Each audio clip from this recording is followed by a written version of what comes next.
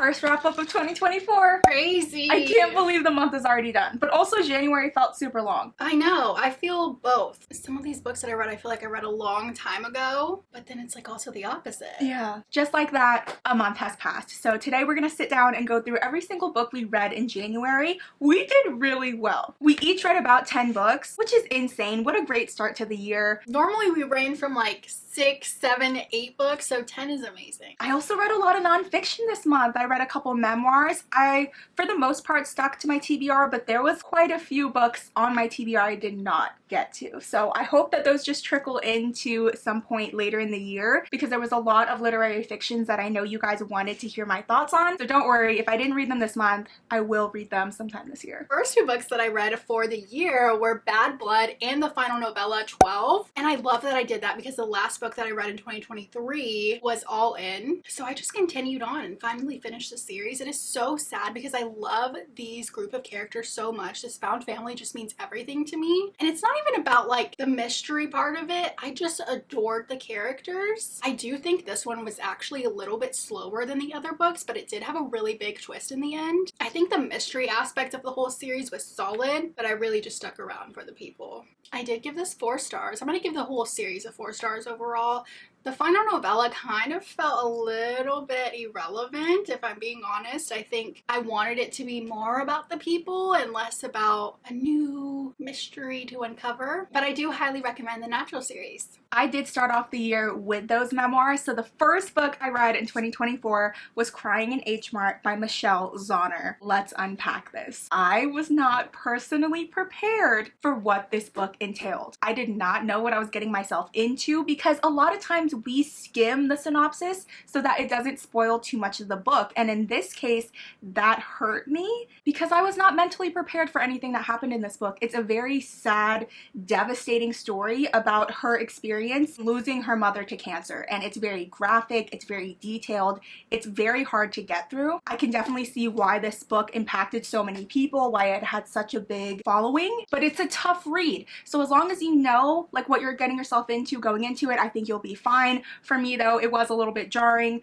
but again, her writing is so good. I would read something else if she decided to put out another memoir, but it was a tough one to get through. I won't lie, it was hard. I was crying. It's very sad. It's sad from the jump, but it was really cool to read about, you know, things in her perspective. I do have my first 5-star book of the year, which is insane because I don't give 5 stars out as much as I should, but it is The Toll by Neil Shusterman. You guys have been waiting for me to read this book. I think I just didn't want it to be over because now I have that feeling of, that's it. I'm not going to see these people anymore and it's so sad. I could start crying right now. I honestly feel like the story just began. I could continue reading about this crazy world for so many more books, so it's just so sad to me that it's over. This entire series played so effortlessly like a movie in my head. This one was just absolutely crazy though. I think I stayed up till like 4:30 in the morning one night, fully locked into what was going down. We will forever recommend this series. It truly does have everything in it. Just a crazy plot line that we can't even fully get into. It's just a whole other world, but definitely highly recommend this series.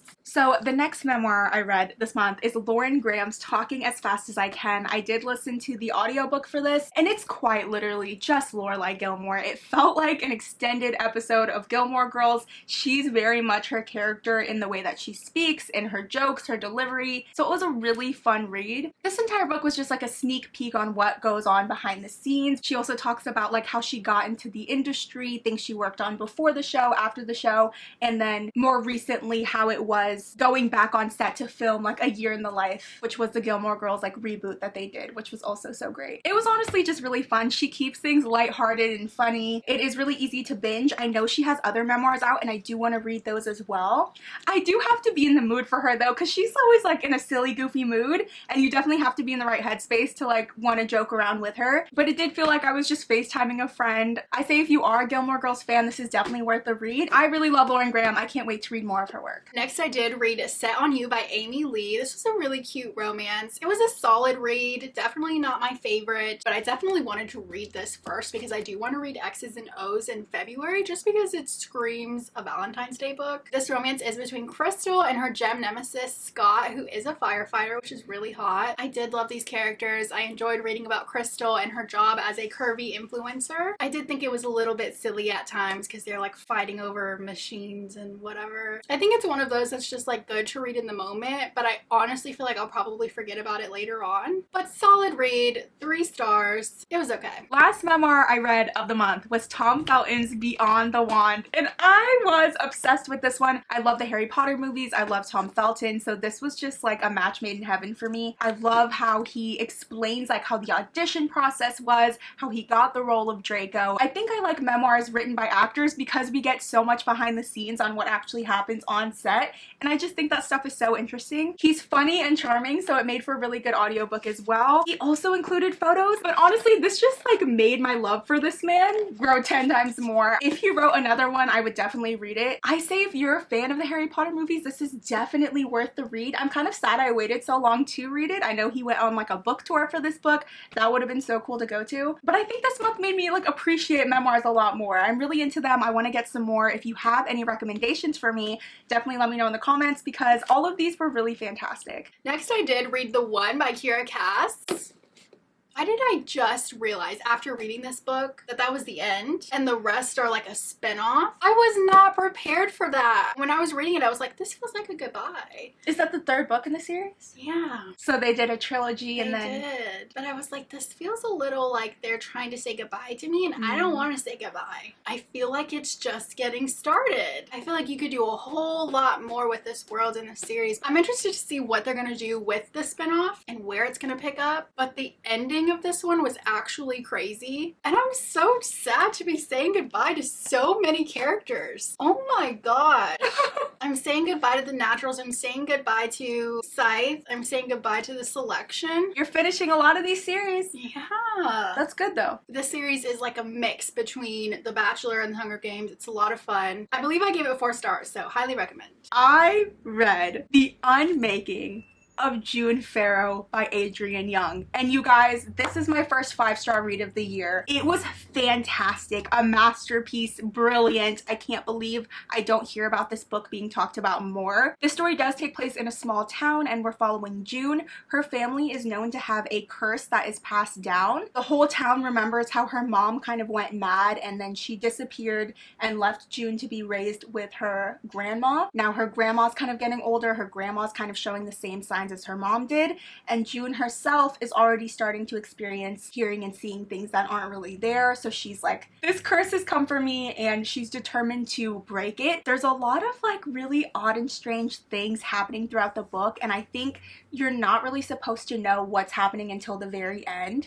I know it kind of sounds like it's a thriller, but it's not a thriller. It's not spooky in any way. It's like a magical realism book, and it's got romance, and it was written so well that I'll never be able to explain how much I loved this book, but I read it in one sitting. I was glued to the page from start to finish. I don't know why I'm surprised because I always love Adrienne Young's writing, but I'm pissed off that I waited this long to read it because it was fantastic. I highly, highly recommend. Feels completely different from the Fable series, I think too, because this is more of like an adult book, but I haven't stopped thinking about it since, so highly recommend. I now want to read Spells for Forgetting because that's like her other adult book. So I did read Iron Flame by Rebecca Yarros. If I'm being honest, it did take me a little while to get through this book. I found myself putting the book down a lot and then feeling forced to pick it back up, which is not how I felt about the first book. But I do love these characters. I liked being back in this world. I don't know why I didn't fully connect though. I think it's because I was in a slump and feeling a little bit forced to read for whatever reason. But I do think things were going a little bit slow till the end, and then the end is where things really picked up. Everything just went crazy, and now I'm ready to read that 3rd book just because like what just happened. The first book I did give 5 stars though. This one I'm giving 3.5, but I will read the next book and see where the story goes. So up next we do have our book club book, which was Ruthless Vows for this month by Rebecca Ross. This is the sequel to one of the most popular romanticises of last year, which was Divine Rivals. Book 1, we were focused on like 2 young rival journalists that found love through a magical connection. This was a continuation to that story.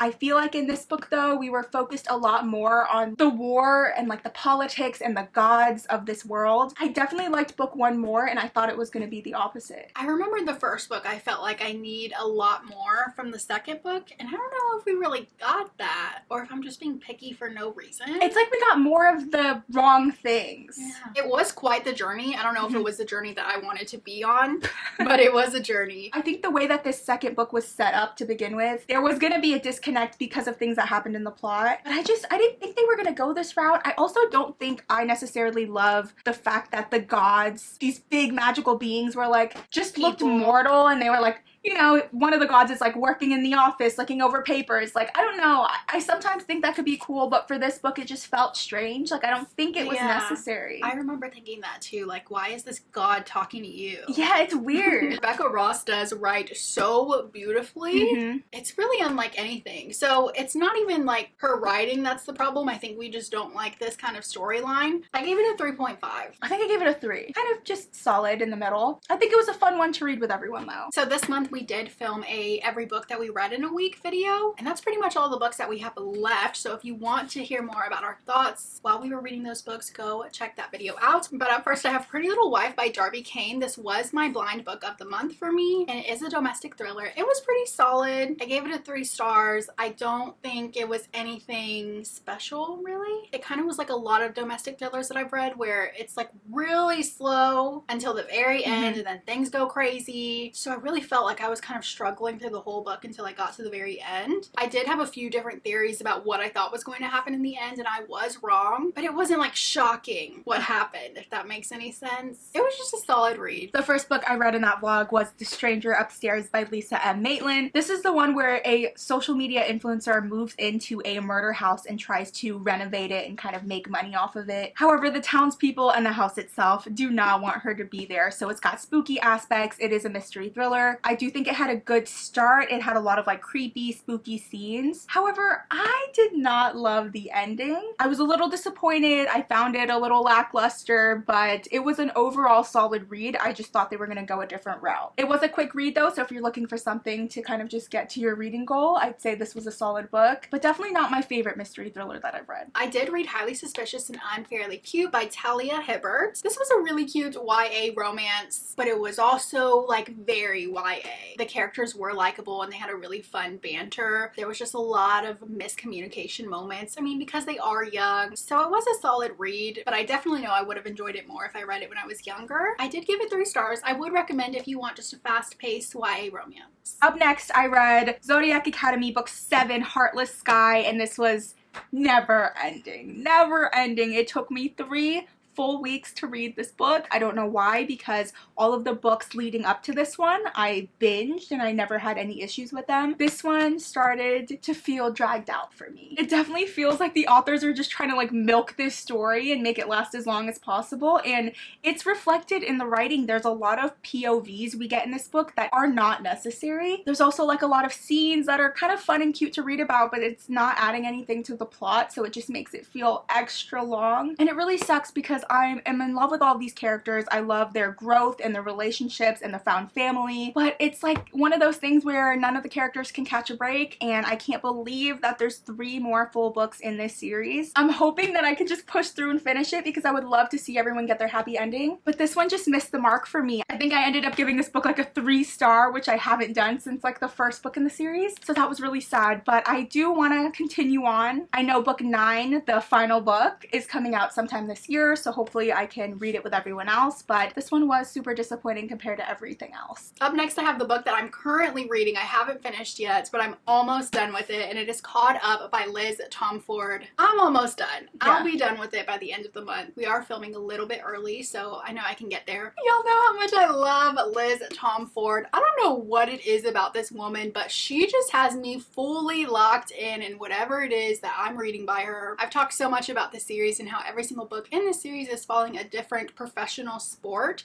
So the first one was professional hockey, the second one was professional basketball, and this one was professional baseball, which is one of my favorite sports to watch. But it's going really good so far. I mean, I'm almost done with it. The characters are so cute. They're one of my favorite couples. I can't even pick a favorite couple. I love them all so much. And I love how she writes the old couples in such a fun way, because it's like, it's just a found family and you don't ever forget about those couples and you don't ever stop seeing their growth and like where they are now. She just writes them in and it's just perfect. Every time I read one of these books though, I do feel like, why can't I just give it a full 5 stars? But again, I'm feeling like I need to give it a 4.75 just because there's a little bit of repetition and a little bit of miscommunication that I don't like, but that's just me being super picky. So I'm probably gonna give this a 4.75 just because I'm ridiculous.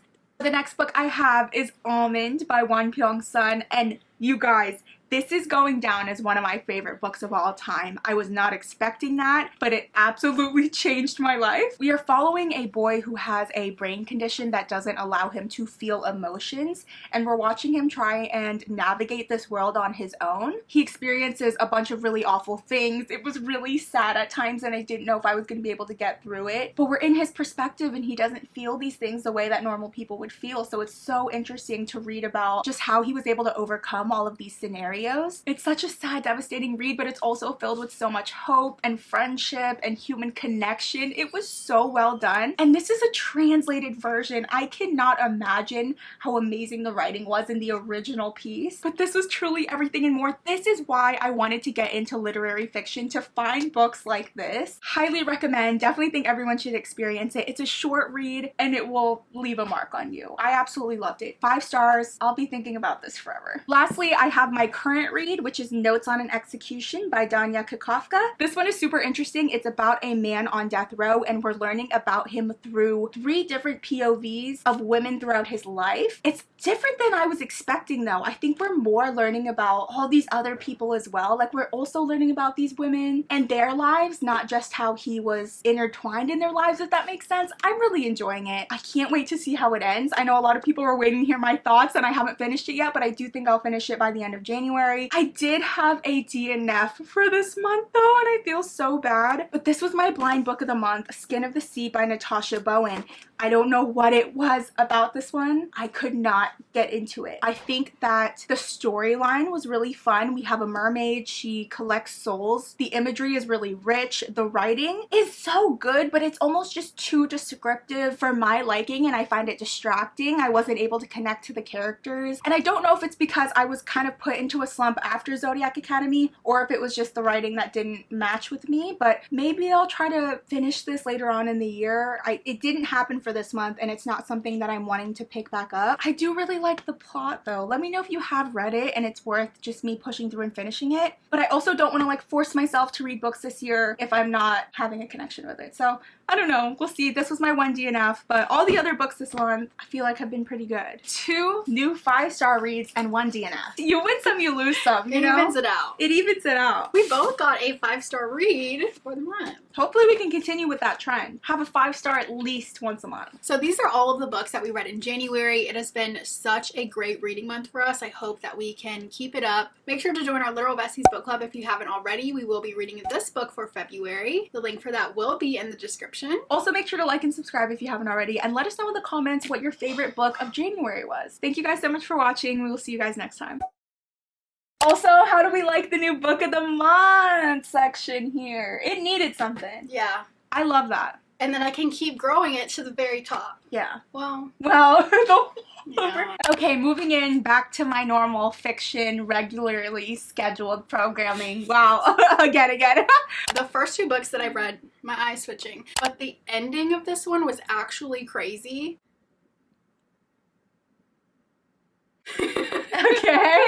It's like a really interesting world. It's a unique concept. It's got romance. It's got everything. Go read it.